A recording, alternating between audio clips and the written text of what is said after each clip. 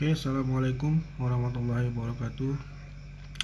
Kembali lagi bersama saya di channel Planter Indonesia.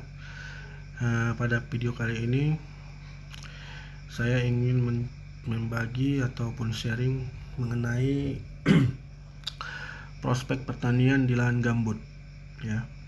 Jadi saya mencoba membahas apa sih prospek ataupun keuntungan kita dalam membuka pertanian di lahan gambut. Oke. Jadi di sini saya mencoba membagi ataupun memberikan sedikit gambaran mengenai prospek pengolahan di lahan gambut, ya.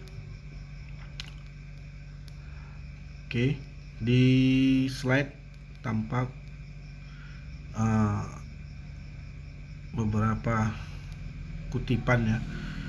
Ini kutipan ini saya dapat dari rekan-rekan, ya, sesama planter yang membagikan kutipannya, dan saya coba sharing kepada teman-teman subscriber yang ada di channel Planter Indonesia. Oke, kita masuk dulu pengertian dari gambut itu apa sih, ya. Jadi gambut itu memiliki banyak makna, ya. Jadi kebanyakan orang memiliki banyak pengertian tentang gambut. Jadi gambut ini dapat diartikan dari beberapa sudut pandang, ya. Jadi kalau dari sudut pandang seorang petani, dia mengartikan lahan gambut itu adalah sebagai prasarana untuk budidaya. Jadi itu sudut pandang dari seorang petani. Tapi sudut pandang dari pengusaha, jadi dari sudut pandang pengusaha dapat melihat sebagai sumber komoditas hasil hutan, dalam kurung kayu maupun non kayu, media tanam yang dapat diekspor sebagai sumber energi atau lahan pengembangan bagi komoditas perkebunan yang lebih luas. Jadi beberapa sudut pandang yang bisa kita lihat, ya, beberapa sudut pandang yang bisa kita jadikan acuan. Yang pertama, kalau dilihat dari sudut pandang seorang petani, mereka memandang lahan gambut itu sebagai prasarana untuk melakukan suatu budidaya. Tapi kalau pengusaha memandangnya lain lagi. Kalau sudut pandang pengusaha itu, dia memandang lahan gambut itu sebagai suatu sumber komoditas ataupun media tanam yang dapat diekspor, ya, sebagai sumber energi atau lahan pengembangan bagi komoditas perkebunan yang lebih luas. Itu dua sudut pandang yang berbeda yang dapat kita lihat dari lahan gambut itu sendiri. Oke, kita lanjut, ya. Peneliti menganggap sebagai objek penelitian. Kalau dari sudut pandang peneliti, ya, dia menganggap itu sebagai objek penelitian. Sosiolog mengartikannya sebagai lingkungan sosial di mana komunitas hidup dan mencari penghidupan. Sedangkan pemerintah memandangnya sebagai potensi sumber daya alam yang dapat dikelola untuk lebih banyak lagi mencakup pangan dan kesejahteraan bagi rakyat. Sementara pakar lingkungan menobatkannya sebagai pengatur air atau hidrologi, sarana konservasi, keanekaragaman hayati, serta penyerap dan penyimpan karbon yang mampu meredam perubahan iklim global. Jadi di potongan pertama ini kita banyak mendapat sedikit gambaran ataupun sudut pandang dari berbagai macam profesi, ya. Mulai dari petani, pengusaha, peneliti, ke pemerintahan, sosiolog, dan juga pakar lingkungan, ya. Dia mengartikan banyak bermacam-macam memandang pengertian dari gambut itu sendiri, ya. Jadi kalau tadi pakar lingkungan, dia sebagai pengatur air atau hidrologi, sarana konservasi, keanekaragaman hayati, serta penyerap dan penyimpan karbon yang mampu meredam perubahan iklim global. Oke, itu tadi pengertian dari gambut dari beberapa sudut pandang ya. Nanti bisa dilihat lagi pengertiannya. Ini kita coba kembali ke atas. Kita lihat pengertiannya sama-sama, kita pahami. Oke. Ini dia. Oke. Kita kembali ke potensi dan ancaman kerusakan. Kita langsung masuk aja ke potensi dan ancaman kerusakan ya. Jadi potensi dan ancaman kerusakannya. Jika kita membuka lahan gambut. Oke. Antara potensi dan ancaman kerusakan. Luas lahan gambut di dunia diperkirakan sekitar 400 juta hektar ya. Indonesia merupakan negara keempat dengan lahan rawa gambut terluas di dunia, yaitu sekitar 17,2 juta hektar setelah Kanada seluas 170 juta hektar. Uni Soviet seluas 150 juta hektar dan Amerika Serikat seluas 40 juta hektar. Namun demikian, dari berbagai laporan, Indonesia sesungguhnya merupakan negara dengan kawasan gambut tropika terluas di dunia, yaitu antara 13,5 sampai 26,5 juta hektar atau rata-rata 20 juta hektar. Jika luas gambut Indonesia adalah 20 juta hektar, maka sekitar 50% gambut tropika dunia yang luasnya 40 juta hektar berada di Indonesia. Catatannya, hingga kini data luas lahan gambut di Indonesia belum dibakukan. Karenanya, data luasan yang dapat digunakan masih dalam kisaran 13,5 sampai 26,5 juta hektar. Oke, kita lihat tabel di bawah ya. Luas lahan gambut dan fungsinya yang kompleks menunjukkan betapa gambut memiliki arti yang sangat penting bagi kehidupan umat manusia. Jadi lahan gambut ini memiliki fungsi yang kompleks dan juga memiliki peran penting bagi kehidupan umat manusia. Jadi ini tabel perkiraan luas dan penyebaran lahan gambut di Indonesia. Oke, ini dia.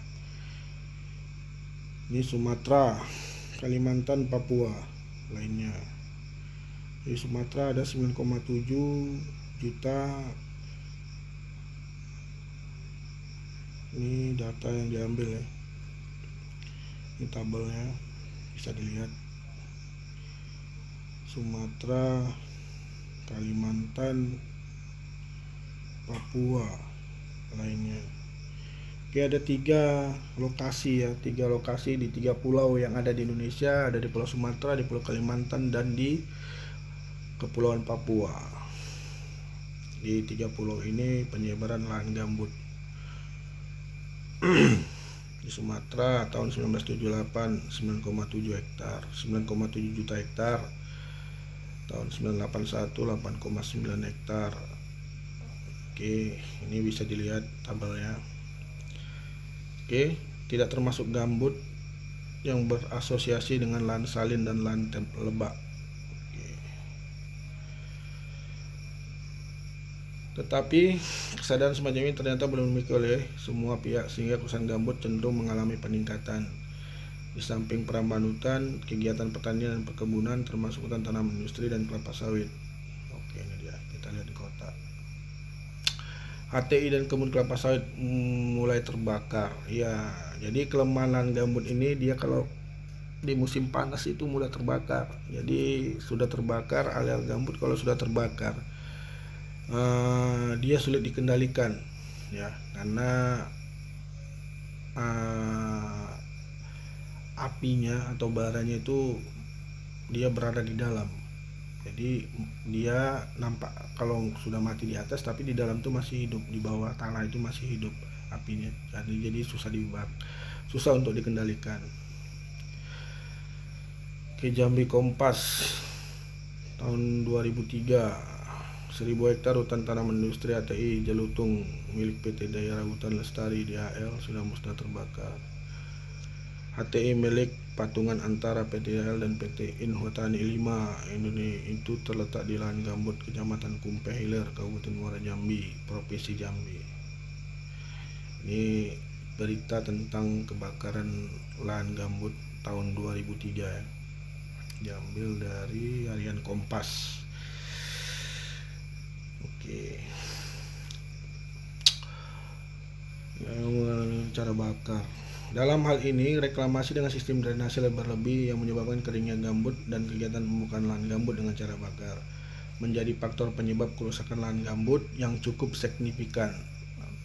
Pada tahun 1997 1998 tercatat sekitar 2.124.000 hektar hutan gambut di Indonesia terbakar. Sejumlah wilayah lahan gambut bekas terbakar tersebut di musim hujan tergenang air dan membentuk habitat danau-danau yang bersifat sementara. Sedangkan di musim kemarau, lahan ini berbentuk hamparan terbuka yang gersang dan kering sehingga mudah terbakar kembali. Kebakaran lahan gambut jauh lebih berbahaya dan merugikan dibanding dengan kebakaran hutan biasa. Yang pertama, karena kebakaran lahan gambut sangat sulit untuk dipadamkan, mengingat bara api dapat berada di bawah. Itu yang saya bilang. Jadi lahan gambut ini kalau terbakar, dia bara apinya itu berada di bawah. Kalau di atas ya bisa mati, tapi bara api itu yang di bawah itu sulit dikendalikan dan bisa menjalar kemana-mana tanpa disadari dan sulit diprediksi. Oleh sebab itu, hanya hujan lebat yang dapat memadamkannya. Tuh, kalau dikendalikan dia agak sulit kalau tidak ada hujan yang lebat. Oke, yang kedua, rehabilitasi hutan gambut bekas terbakar sulit dilakukan dan biayanya jauh lebih mahal dibandingkan dengan hutan biasa. Mengingat banyaknya hambatan seperti adanya genangan, sulitnya aksesibilitas, rawan terbakar, dan membutuhkan jenis tanaman spesifik yang tahan genangan dan tanah asam. Ketiga, jika gambut habis dan di bawahnya terdapat lapisan pasir, maka akan terbentuk kawasan padang pasir baru yang gersang dan sulit untuk dipulihkan kembali. Yang keempat, meskipun secara alami areal gambut bekas kebakaran ringan memiliki kemampuan untuk memulihkan diri secara alami, beberapa riset membuktikan bahwa habitat asli sulit untuk tumbuh kembali. Jadi lahan gambut ini kalau sudah terbakar, habitat aslinya itu sulit untuk tumbuh kembali. Nah, ini dia gambaran jika lahan gambut terbakar. Oke, di atasnya bisa mati, di bawahnya masih ada bara api. Ini yang dapat menjalar kemana-mana. Ini nampak di gambar ya. Kawan-kawan bisa lihat di gambar ini, lihat. Ini kita lihat di gambar. Ini bagian atas nih. Ini bagian atas sudah kita bisa kendalikan. Tapi di bawah ini masih memunculkan bara api. Ini yang bisa dapat menjalar, bara api yang di bawah ini yang dapat menjalar ke lahan-lahan yang lain. Dia bisa menjalar, terbakar. Jadi itulah kenapa kalau lahan gambut sudah terbakar sangat sulit untuk dikendalikan. Oke, kita lanjut ya. Nah, ini contohnya, ini gambaran. Ini dilihat di gambar, ini bara api sudah mati. Kita lihat di gambar, ini bara api mati ya, sudah padam. Tetapi belum tentu di bawah ini, di bawah lahan, di bawah yang padam ini sudah padam bara apinya. Mungkin saja di bawah ini masih hidup. Ini yang dapat menjalar ke sebelahnya atau dapat menjadi luas karena bawahnya ini masih mengandung bara api. Kita bisa matikan yang atas, tapi yang bawah belum tentu mati. Jadi untuk memadamkannya itu memang betul-betul tanah itu mesti basah. Bukan basah di atas, tapi mesti dia terserap sampai ke bawah. Oke, ini lahan gambut yang gersang akibat terbakar. Ini sudah gersang akibat terbakar. Ini fotonya, 2 foto ya. Ini 2 foto kebakaran di lahan gambut. Jadi fenomena kerusakan lahan gambut yang terus meningkat menarik perhatian dunia, terutama setelah disadari bahwa gambut memiliki fungsi penting dalam pengaturan iklim secara global yang akan berdampak sangat luas terhadap kehidupan di muka bumi. Gambut dinilai sebagai habitat lahan basah yang mampu menyerap dan menyimpan karbon dalam jumlah besar, sehingga dapat mencegah larinya gas rumah kaca atau CO2 ke atmosfer bumi yang dapat berdampak terhadap perubahan iklim. Perhatian dunia yang semakin besar tersebut ditujukan dengan telah diratifikasinya kerangka kerja Konvensi Perubahan Iklim PBB oleh berbagai negara termasuk Indonesia. Oke, kita masuk ke bab berikutnya. Jadi antara sukses dan kegagalan. Jadi di lahan gambut ini bisa sukses kita bertani, bisa juga kita gagal. Oke, kita lihat pembahasannya. Tidak seluruh lahan rawa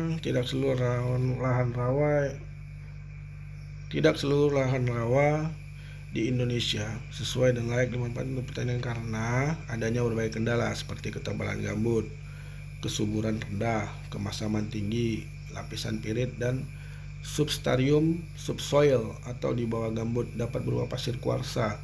Dari luas gambut Indonesia, sekitar 20 juta hektar diperkirakan hanya 9 juta hektar yang dapat dimanfaatkan untuk pertanian. Sampai tahun 1998, lahan rawa gambut dan non-gambut yang telah dibuka diperkirakan mencapai 5,39 juta hektar, terdiri dari 4 juta hektar dibuka oleh masyarakat dan 1,39 juta hektar dibuka melalui program yang dibiayai oleh pemerintah, Departemen Pekerjaan Umum. Dengan demikian, dilihat dari sisi kuantitas, pertanian di lahan gambut masih memiliki prospek untuk dikembangkan, namun pengembangannya harus dilakukan secara hati-hati dan sesuai peruntukannya, mengingat kendala yang cukup banyak. Selain itu juga mengingat telah diratifikasinya kerangka kerja Konvensi Perubahan Iklim oleh berbagai negara termasuk Indonesia. Pengalaman menunjukkan bahwa tidak semua pengembangan pertanian di lahan gambut bisa sukses, namun tidak semua juga mengalami kegagalan. Jadi pertanyaan yang muncul kemudian adalah mengapa? Jadi kenapa pertanian di lahan gambut itu bisa sukses dan bisa juga gagal? Jadi kita cari jawabannya. Sebetulnya sudah sejak lama lahan gambut digunakan untuk budaya pertanian di Indonesia. Budaya pertanian lahan gambut secara tradisional sudah mulai dilakukan sejak ratusan tahun lalu oleh suku Dayak, Bugis, Banjar, dan Melayu dalam skala kecil. Mereka memilih lokasi dengan cara yang cermat, memilih komoditas yang telah teruji dan dalam skala yang masih dapat terjangkau oleh daya dukung dan layanan alam.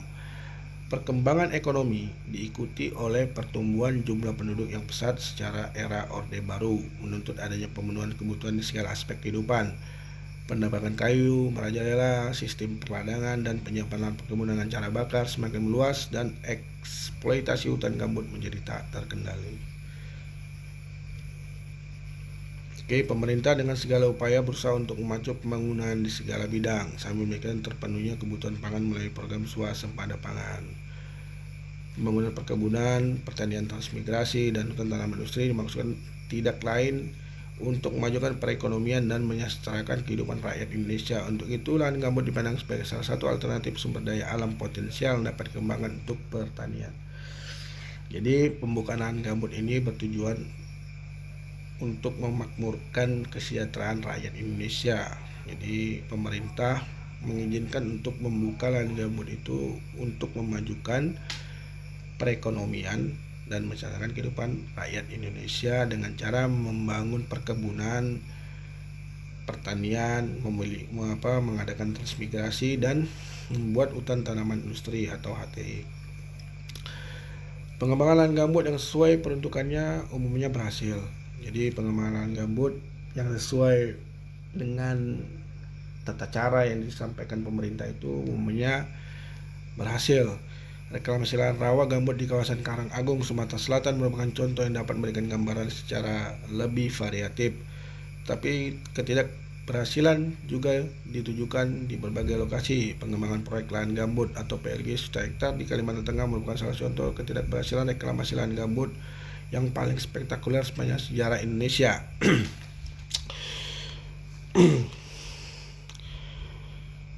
Pada lahan gambut dengan kisaran ketebalan 0,5 hingga lebih dari 13 meter tanpa diimbangi kapasitas irigasi yang memadai telah menyebabkan kekeringan gambut disertai dengan peningkatan kemasaman pada taraf yang memprihatinkan. Reklamasi berupa pembuatan kanal dan saluran terbuka sepanjang 2.114 km. Pengembangan komoditas pertanian yang digalakkan oleh pemerintah menyusul reklamasi lahan tersebut nyaris dapat dikatakan gagal karena lahan menjadi tidak layak usaha. Berapapun input yang diberikan, petani mengalami defisit modal mengingat hasil yang diperoleh tidak sebanding dengan biaya yang dikeluarkan. Kini proyek yang menelan dana dan perhatian sangat besar tersebut telah dihentikan dan dinyatakan gagal. Dan upaya rehabilitasinya diperkirakan akan menelan biaya jauh lebih besar daripada reklamasinya. Beberapa faktor yang menyebabkan ketidakberhasilan pengembangan pertanian lahan gambut antara lain perencanaan yang tidak matang sehingga terjadi banyak pemanfaatan lahan yang tidak sesuai peruntukannya, kurangnya implementasi kaidah-kaidah konservasi lahan, dan kurangnya pemahaman perilaku lahan gambut sehingga penggunaan teknologi cenderung kurang tepat. Jadi ada beberapa yang membuat reklamasi di Kalimantan itu gagal. Jadi ini dia, kita ingat dulu ya, pernah ada reklamasi pembukaan 1 juta lahan gambut yang ada di Kalimantan. Ini faktor kegagalannya. Kita lihat faktor-faktor kegagalannya itu antara lain perencanaan tidak matang, pemanfaatan lahan yang tidak sesuai dengan peruntukan, kurangnya implementasi kaidah konservasi lahan, dan kurangnya pemahaman terhadap perilaku lahan gambut sehingga penggunaan teknologi cenderung kurang tepat. Oke, kita masuk lagi dampak ini ya, dampaknya. Dampak pembukaan proyek lahan gambut 1 juta hektar di Kalimantan Tengah telah banyak menarik perhatian baik dalam negeri maupun dunia internasional. Pertama, karena belum pernah terjadi sebelumnya pembukaan lahan seluas ini di atas lahan gambut sehingga risiko gagalannya menjadi sangat tinggi. Kedua, dana yang dialokasikan bersekitar 3-5 triliun rupiah yang menjadikan proyek ini berskala mega. Ketiga, proyek ini mengakibatkan hilangnya fungsi ekologis air hitam yang khas dan menurunkan keanekaragaman hayati. Dilaporkan sekitar 300.000 hektar hutan di hamparan rawa sepanjang Das, Barito, Kapuas, Kahayan, dan Sebangau telah sirna karena ditebang. Bersamaan itu hilang pula keanekaragaman hayati. Hutan rawa ini juga merupakan sumber kehidupan secara tradisional, sehingga penduduk asli sangat tergantung pada hutan. Mereka saat ini tidak mempunyai pilihan lain kecuali ikut dalam program transmigrasi XPLG atau menjadi buruh membala di hutan rawa gambut. Pembukaan lahan gambut melalui pembuatan saluran drainase yang menghubungkan Sungai Kahayan, Kapuas, dan Barito serta anak sungai lain telah mengakibatkan perubahan pola tata air dan kualitasnya. Pembuatan saluran drainase terutama SPI telah memotong kubah gambut yang mengakibatkan terjadi penurunan dan pengeringan permukaan tanah gambut serta oksidasi pirit yang bersifat racun dan masam. Senyawa-senyawa beracun ini kemudian masuk pada saluran dan perairan sungai. Kejadian ini telah mengakibatkan kematian ikan secara massal di Sungai Mengkatip dan anak-anak Sungai Barito. Ini pembukaan lahan gambut ya tahun 97. Di samping itu, pembuatan saluran drainase juga mengakibatkan penurunan produktivitas perikanan, terutama hilangnya kolam-kolam BJ. Jadi dampak lain dari pembukaan proyek lahan gambut ini adalah banyaknya saluran-saluran yang saat ini dimanfaatkan sebagai sarana transportasi pengambilan kayu secara besar-besaran oleh para penebang kayu liar. Hal ini telah mempercepat penurunan kualitas lahan dan mengakibatkan adanya perubahan iklim secara mikro maupun global, serta telah menimbulkan banjir dan kekeringan berkepanjangan. Kekeringan berkepanjangan menstimulasi kebakaran hutan dan lahan gambut. Oke, bertani secara bijak. Oke, jadi di lahan gambut ini kita mesti dapat memilih cara bertani yang bijak. Jadi mesti ada strategi dalam bertani di lahan gambut. Kita tidak bisa asal-asalan membuka lahan gambut dan memilih komoditas tanaman, karena di lahan gambut ini harus beberapa komoditas tanaman yang harus tepat dan sesuai dengan lahan gambut. Jadi kita lihat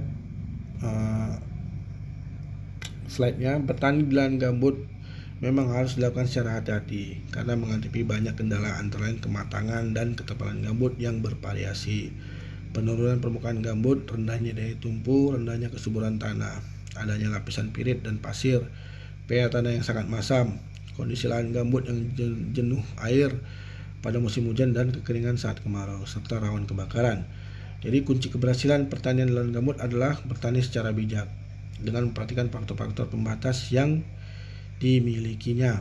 Ada 10 langkah bijak agar sukses bertani lahan gambut. Jadi ada 10 langkah bijak yang harus diperhatikan sehingga kita dapat berhasil untuk bertani di lahan gambut, yaitu 1. Mengenali dan memahami tipe dan perilaku lahan. Maksudnya kita kenali dulu gimana tipe lahan tersebut, gimana kemasaman tanahnya, gimana pH tanahnya, tanaman apa yang cocok di situ, ketebalan gambutnya berapa meter, itu mesti kita perhatikan dulu ya. Kita perhatikan dulu. Yang kedua, memanfaatkan dan menata lahan sesuai dengan tipologinya dengan tidak merubah lingkungan secara drastis. Jadi yang kedua ini kita tidak perlu langsung merubah lingkungan gambut itu secara drastis. Kita dapat melihat hal-hal apa yang harus kita rubah, tidak langsung semua kita merubahnya, seperti sistem tata airnya, sistem drainasenya, itu tidak langsung kita ubah untuk menjaga ketersediaan air agar tidak kekeringan. Oke, yang ketiga, menerapkan sistem tata air yang dapat menjamin kelembapan tanah, menghindari kekeringan di musim kemarau dan mencegah banjir di musim hujan. Jadi kita harus menerapkan sistem water management. Jadi untuk di lahan gambut ini, dalam membuka lahan gambut memang butuh banyak biaya karena kita harus memikirkan water management tersebut, sistem kelola air. Jadi kita harus mencegah air itu masuk ke lahan kita pada saat banjir dan juga harus memperhatikan kekeringan air pada musim kemarau. Jadi kita harus menerapkan pola water management dengan sistem drainase yang tepat. Oke, yang keempat, tidak melakukan pembukaan lahan dengan cara bakar. Ini sangat tidak dianjurkan kalau kita membuka lahan gambut dengan cara membakar. Karena apa?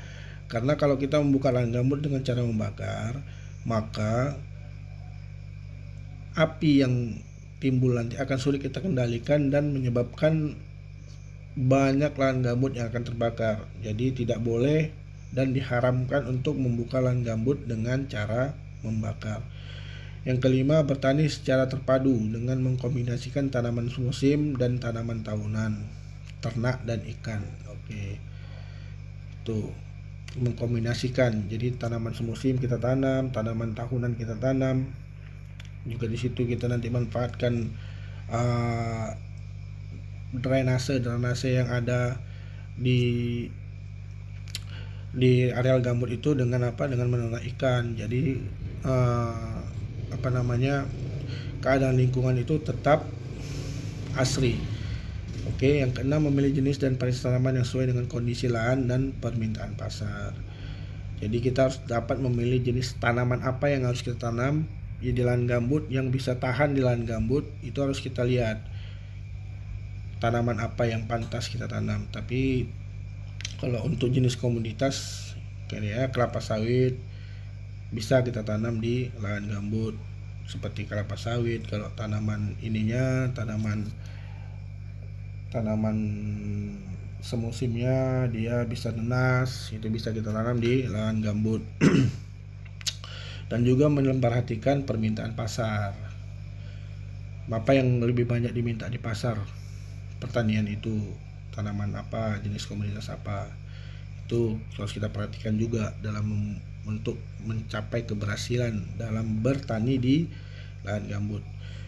Yang ketujuh, menggunakan bahan amelioran seperti kompos dan pupuk kandang untuk memperbaiki kualitas lahan. Jadi kita dianjurkan untuk menggunakan pupuk organik, tidak dibenarkan untuk menggunakan pupuk kimia. Oke, untuk menjaga dan memperbaiki kualitas lahan gambut tersebut, karena lahan gambut ini dia miskin unsur hara ya, apalagi yang memiliki ketebalan yang di atas 13 meter ya.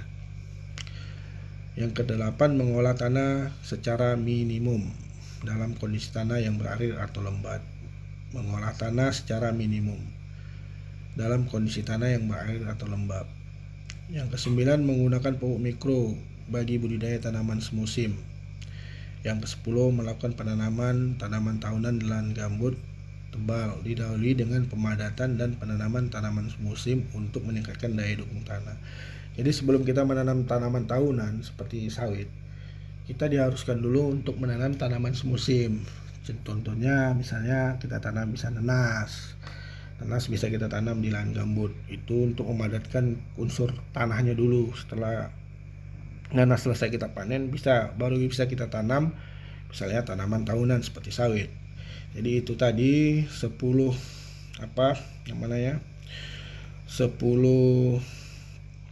cara ya, ada 10 cara untuk dapat berhasil di lahan gambut ya, dengan tetap memperhatikan aspek-aspek lingkungan dan tidak merubah keadaan lingkungan di lahan gambut itu sendiri, sehingga dapat memiliki keberhasilan untuk bertani di lahan gambut. Oke, jadi demikian ini pembahasan saya tentang prospek di lahan gambut. Mudah-mudahan bermanfaat bagi rekan-rekan yang ingin mencoba bertani di lahan gambut dengan memperhatikan 10 aspek tadi ya. Memperhatikan 10 aspek ini untuk dapat berhasil di lahan gambut harus dapat memperhatikan 10 aspek tersebut. Oke, demikian video ini, mudah-mudahan bermanfaat. Jika video ini bermanfaat, silakan bantu share-nya, bantu like-nya ataupun komen di kolom komentar, dan juga bantu subscribe sehingga channel ini dapat terus berkembang ya. Dan saya juga dapat bersemangat untuk membagi sedikit sedikit pengetahuan kita di dunia pertanian ya. Oke, demikian video ini, semoga bermanfaat. Sekali lagi saya ucapkan selamat menjalankan ibadah puasa bagi yang menjalankannya. Saya sudahi, wabillahi taufiq wal hidayah. Assalamualaikum warahmatullahi wabarakatuh. Salam Planter Indonesia.